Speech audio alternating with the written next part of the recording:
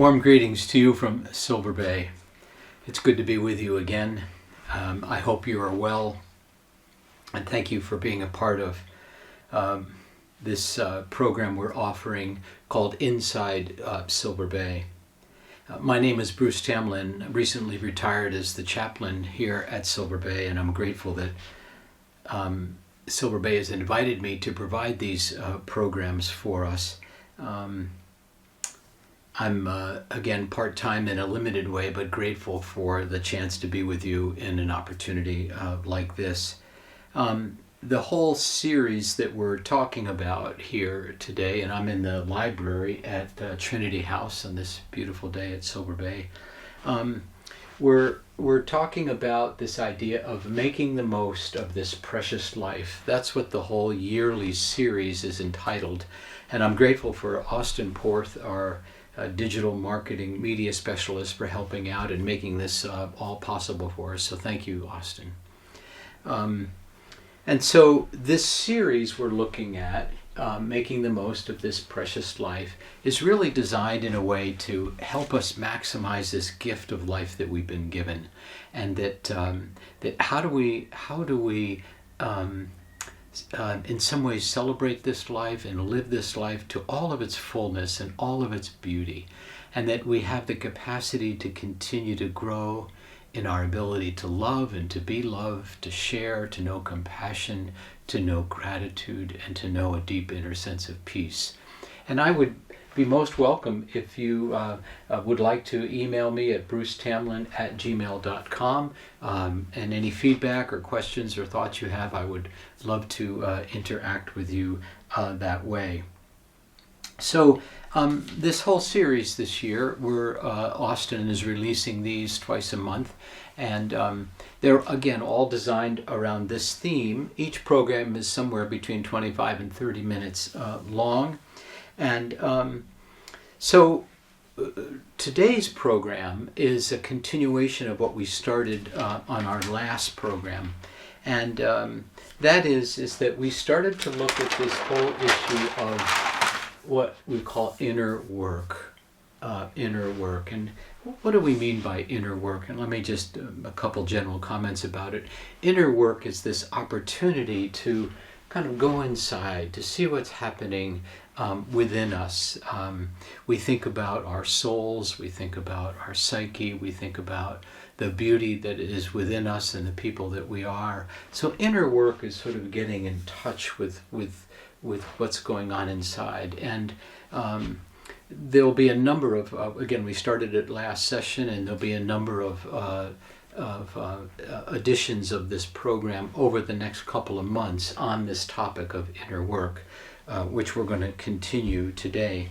And usually I do, if you've been tuning in on the past programs, I usually do a short sort of centering experience as we start. But today we're going to do that, but we're going to do that towards the end of our program, and it'll make sense as we develop this today, because we're actually going to focus on today's program on inner work is really about how do we begin to center ourselves, to ground ourselves, whether through meditation, or we might call it centering prayer, or being quiet, or the opportunity to spend some time internally with ourselves. This is, I think, an important path towards doing inner work, to be comfortable with who we are, and quieting ourselves down and feeling the presence of the beauty that is within us. And so what I'd like to do today is just to kind of remind ourselves the goal of this series of inner work is to cultivate and experience greater opportunities to do this inner work, and how this inner work can lead us to a more joyful life, a life that is characterized by a greater sense of inner contentment, and a life that has a greater capacity to experience, again, love, both in giving love and in receiving love. And I hope that what we do together in this series on inner work is helpful for you and will support you in living kind of an abundant life, a life that we feel that has real meaning and purpose and a groundedness to us. And so that we can wake up each morning and feel invited into the day, and what is the possibility of this day, and how do we go about living this day with all of the fullness and beauty that the day has to offer us.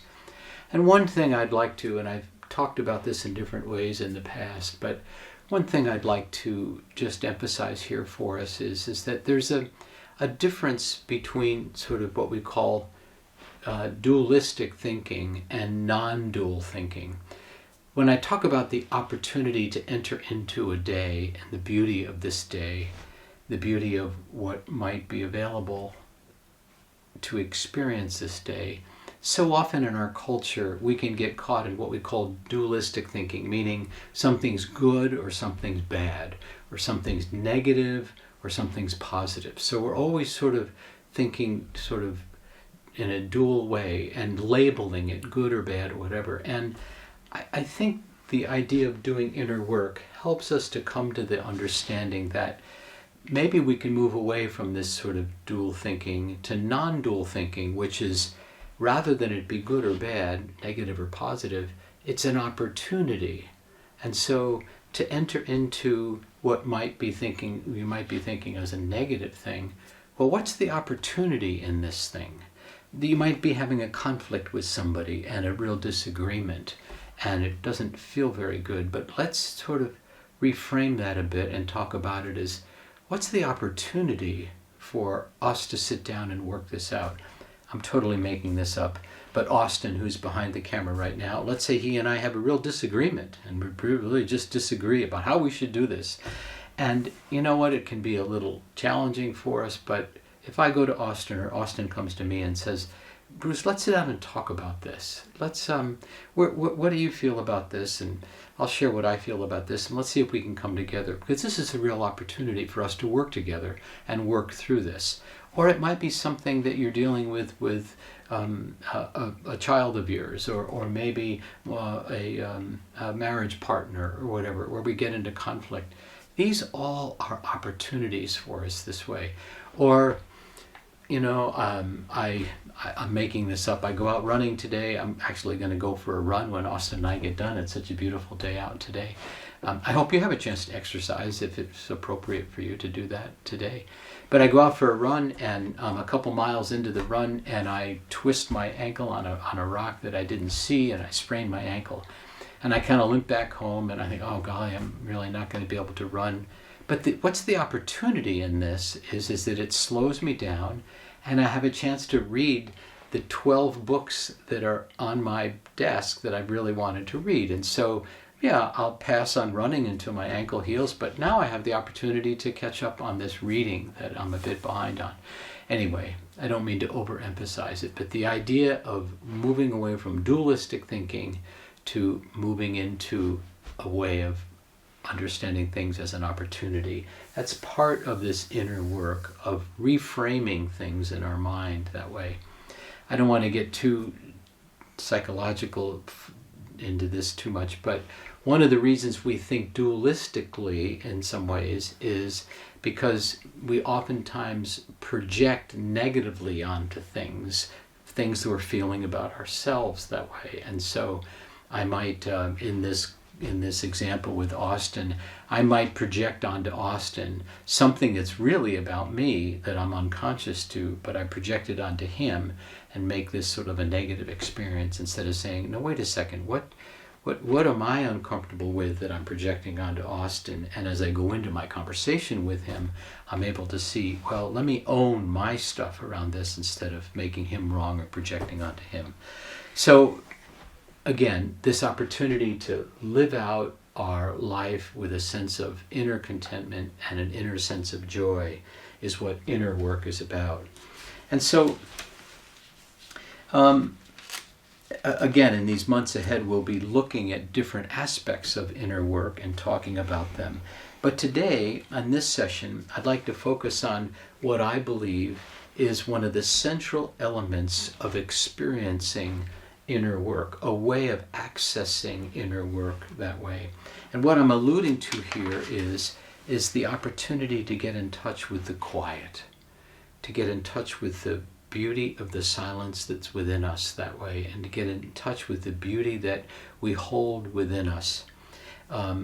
Musician John Michael Talbert has a beautiful CD out, came out some years ago. It's called Come to the Quiet, and it's this beautiful music that he plays, and it draws us into the quiet that's within us that way.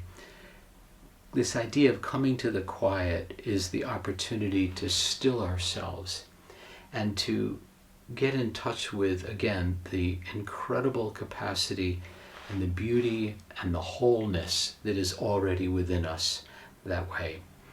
And so this can be through the idea of meditation, or maybe we call it centering prayer, or maybe we just call it centering. The Quaker faith calls it centering down. In the summer at Silver Bay, we have the Quaker Conference. They've been coming for many years. And it's such a wonderful experience to watch 300 Quakers sitting in our auditorium, beautiful auditorium, all quiet, just sitting and waiting for the Spirit to move. They're doing what they call centering down and feeling the presence of the divine, and then eventually speaking out of that. It's a wonderful thing that I've enjoyed over the years in watching our dear Quaker friends, the Friends Conference at Silver Bay. So this idea of meditation or centering, whatever, I'd like to introduce to you a man that has done a lot of research on this. His name is Dr. Herbert Benson. And Dr. Benson was a pioneer in this area called mind-body medicine. And he was one of the first Western physicians to bring spirituality and healing to medicine that way. Dr. Benson was both a graduate and a faculty member at Harvard Medical School, and his research on the quieting of the mind and the ability to do that and how it helps heal our body was groundbreaking back in the late 60s and 70s. He's the author of 12 books, including The Relaxation Response, and then another book that came out after that called Beyond the Relaxation Response, The Faith Factor. Dr. Benson championed the idea that centering the mind and the ability to relax and feel the presence within us of our wholeness that way helped to heal the body.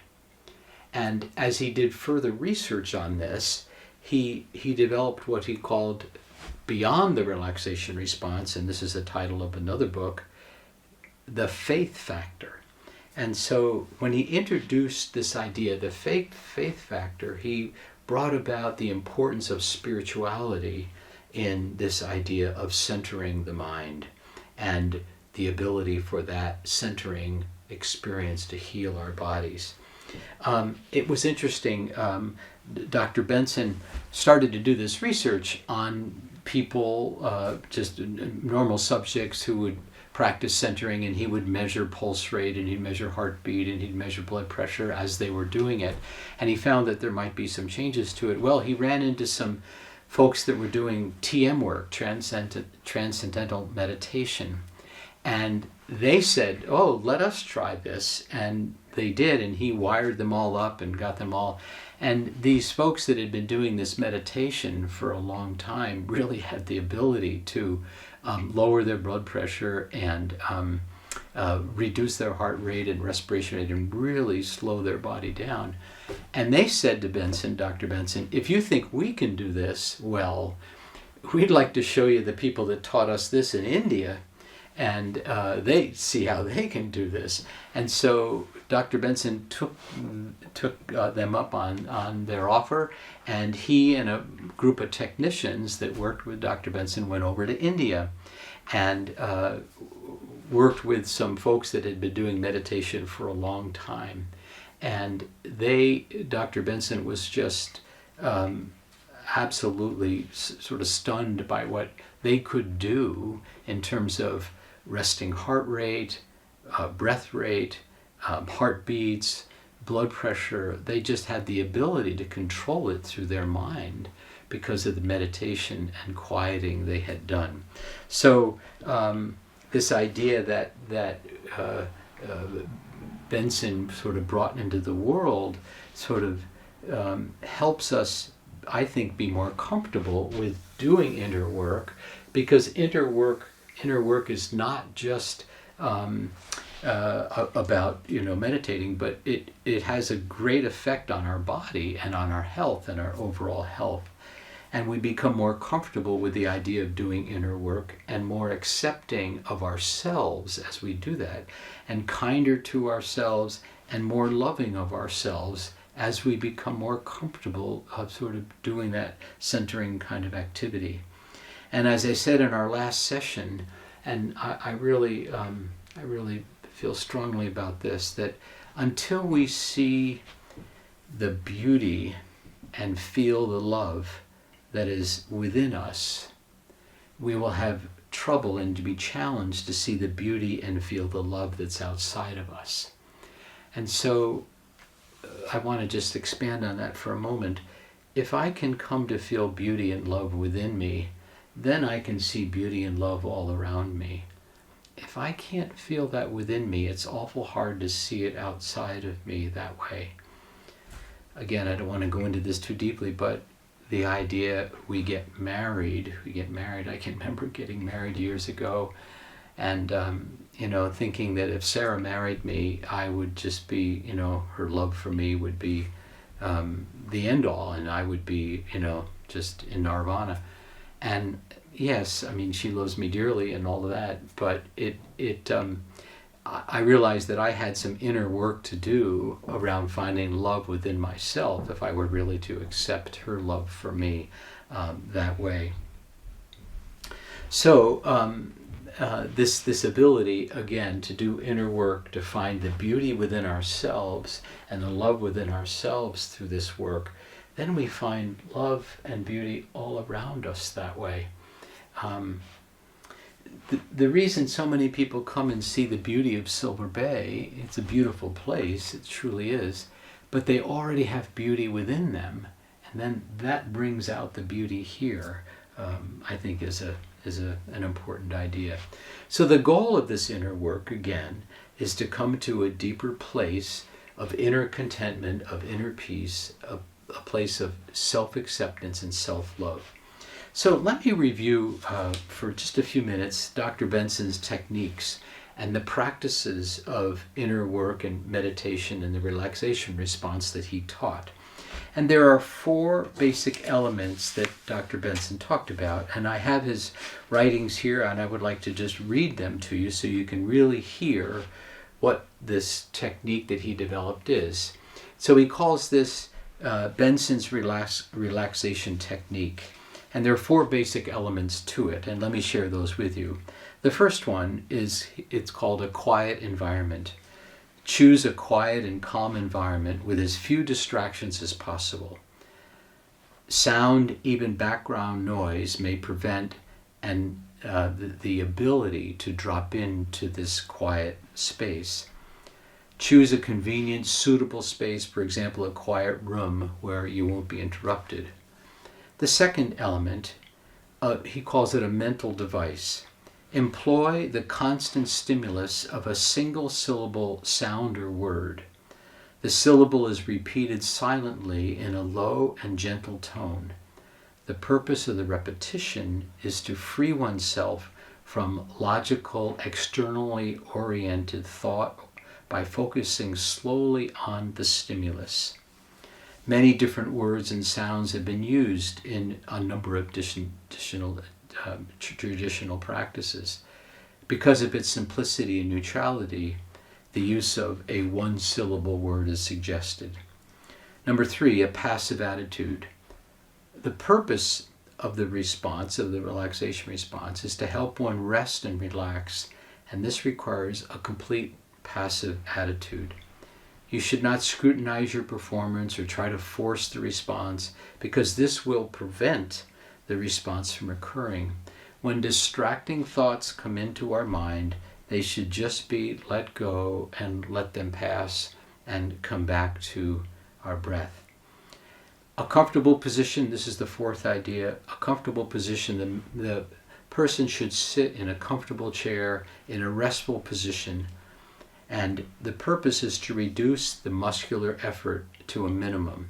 The head may be supported, the arms should be balanced and supported as well, and shoes may be removed and the feet propped up a few inches if needed, and to loosen light, tight-fitting clothing.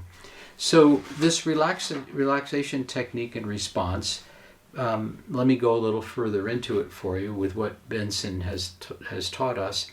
In a quiet environment, sit in a comfortable position and close our eyes.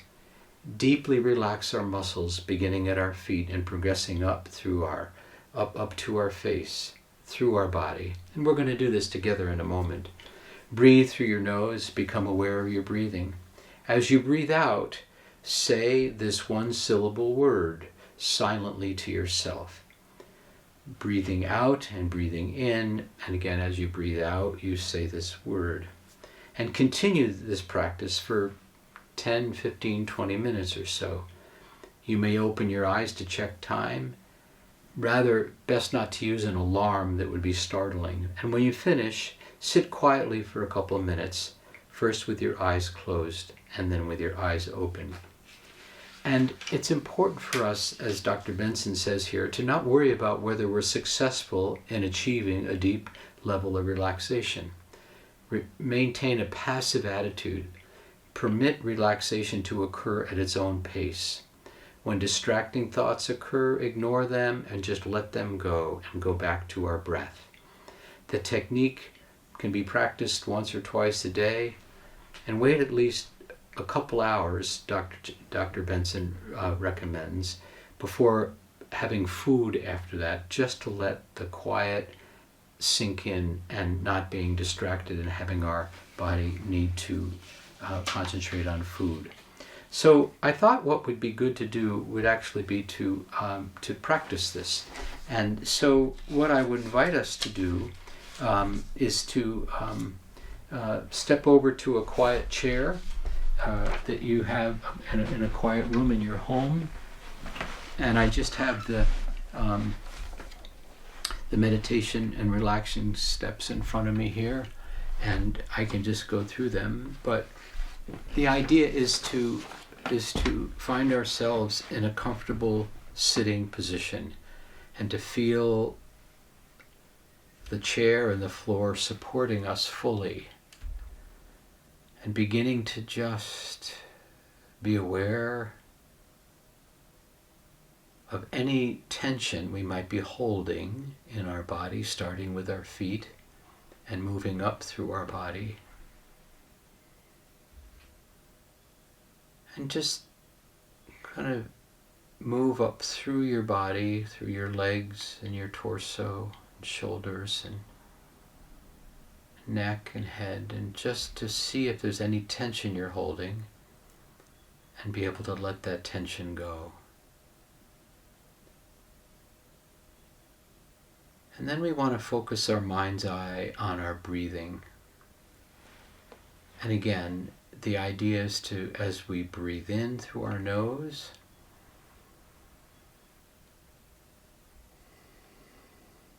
and as we exhale through our nose, we say a word that's comforting. It might be love. It might be faith. It might be hope. It might be joy. It might be peace, or any word you choose to share just quietly as you exhale. I enjoy the word peace when I do this exercise. I'm reminded of, as Jesus, after the resurrection for the first time, met with his disciples, he said the first words out of his mouth were, "Peace be with you." And I think the idea of being at peace is such an important part of doing inner work. But please choose the word that is most comfortable to you. It might be the name of a loved one. It might be your own name. So let's focus our mind's eye on our in-breath.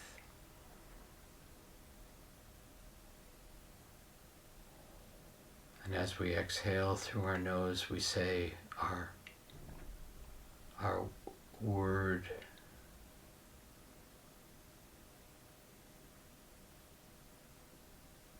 We breathe in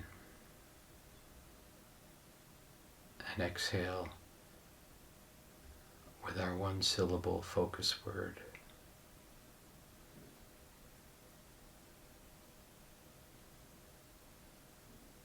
In breath and exhale.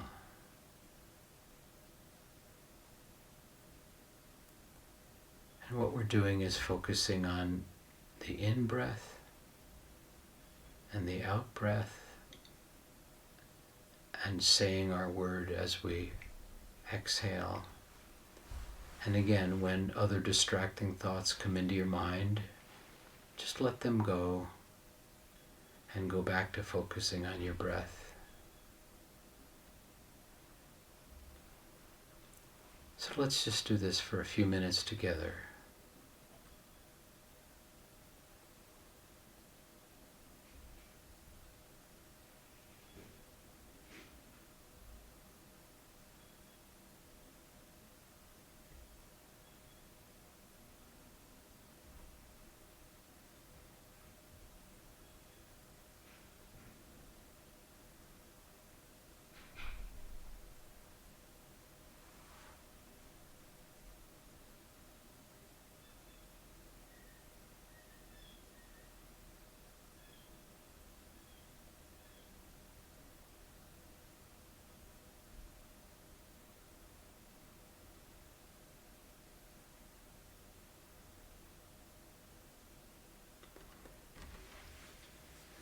So we're not going to be able to go for a full 10 or 15 or 20 minutes today doing this exercise, but I hope that you might find that kind of time to do this on your own.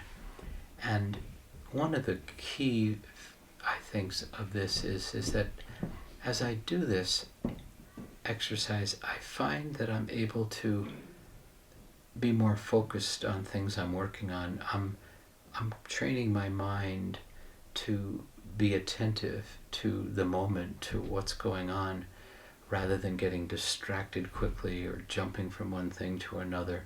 It just calms, I think, us down in a positive way.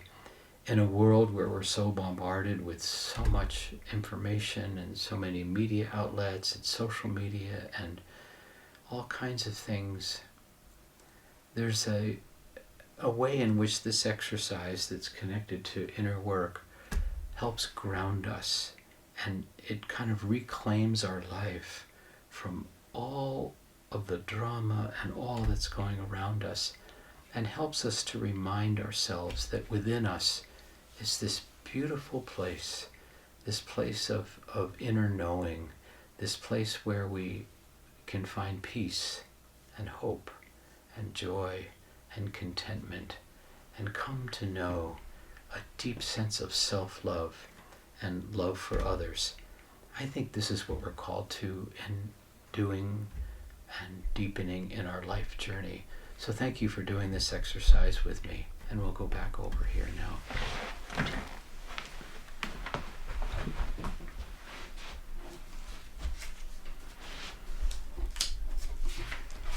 So just a few closing thoughts here. Four ideas in particular to close, that this kind of practice, I think, offers some clear benefits for us. And the first one is we become more comfortable with our inner life, more comfortable with ourselves, more comfortable with silence, more comfortable being at peace that way, and being content. I think that's the first one. The second, I think, benefit is it allows us to become quieter, and in doing so, helps us to get in touch with what's really important in our life. Maybe we get new insights or new awarenesses. Where do I want to grow? What is causing me angst? What is keeping me from knowing the joy and the wholeness and the fullness that I want to feel about my life? I think the third benefit of this quieting down helps us to listen to the Spirit, the divine that is within us. Some might call it the gift of the Holy Spirit. And that the psalmist, it says so beautifully, be still and know that I am God. Be still and know the beauty of the divine that is within us that way. And the fourth idea here is the quieting of the mind. It reduces this feeling of stress and anxiety, which helps the body and the mind to heal. I'm so aware of how the research that Dr. Benson has done and others, which we'll talk about in a future program, has really supports our overall health that way. So I'm grateful for this work that Dr. Benson and others have done.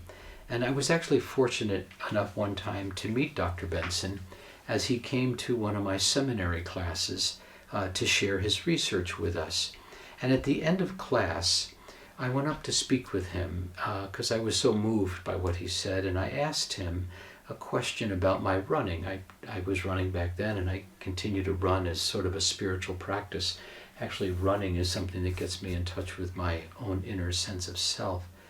But I shared with him that sometimes when I run, I get this experience of a kind of a meditative state. I find myself in a meditative state, especially when I'm running not on roads, but I'm running maybe on the back roads, or I'm running on a trail or whatever, and I just feel this sort of meditative state come over me. And when I asked him this, he confirmed it. He said, yes, you'll experience that meditative state because of the rhythm of your breathing, and the pounding of your feet on that produces this form of a meditative experience. So I was so pleased that he confirmed that for me. So let me close by saying that I hope you will offer yourself the opportunity to experience this relaxation response technique that Dr. Benson has taught us and others, and that you might find it helpful for you. This is all about, again, inner work, and in our next session we'll be focusing on another aspect of inner work and how we can cultivate that for us. So I look forward to being with you in our next session. Thank you for the time today and being with you. I wish you well and look forward to seeing you again. Thank you.